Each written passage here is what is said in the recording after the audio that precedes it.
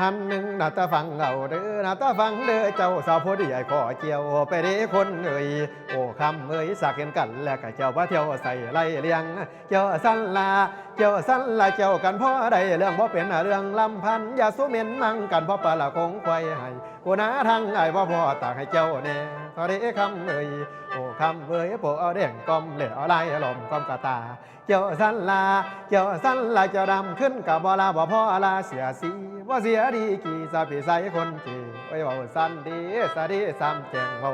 สั้นดีสะดีซ้ำแจงว่าซะแปลงปากว่าทอดีคนเอ่ยโอ้คำเอ่ยบ่อย่าสั่งโผข้าบ่ใส่สัวสัวสาลี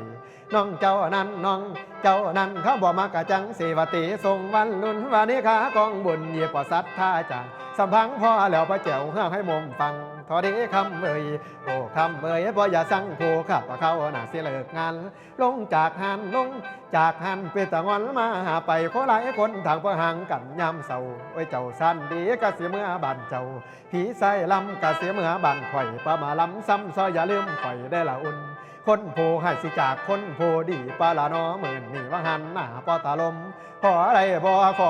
ได้บ่นี่สะนอยอดอมวดมแม่ซ้ำพังว่าสะซิมกองจังบ่ก่อละกับปลาลงจำไว้เวลาจนให้เจ้าอดสายจากกะปีดำกับประจอมตอนนี้คำเอ่ยหอมแทนอ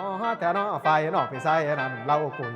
พี่ใส่ลำพี่ใส่ลำสีมาลุมตุ่มตุยมาเนื้อพุยสีคำมันบอกงำบุญกับภาษาละพอเพียงนี้ป่านนี้นะเด้อน้องอีแม่ท้องพันแทงมักบ่มักเกี่ยวกันพ่อหอดแข่งให้ควันข่อยอยู่ชิงยอดกำจริงคอยเกี่ยวแน่เอาบนละก็บีมีตัวที่ตอบแทละจนใดหน้าไทยเสมอหน้าสักดีนะหากบ่เกิงสาวนางลำนี่มาเสือนำเพิงผีใส่ลำเนี่ยมานำเข้าเจ้าบ่หวานก็อร่อยคือเสื้อซาดมือเสื้อซาดมือผสมจังก็ยังเข้าแต่น่าเป็นสาวไทยบ่แม่นกินแก้วย่อเพียแต่สีดำบ่หาเป็นไทยคืออุ่น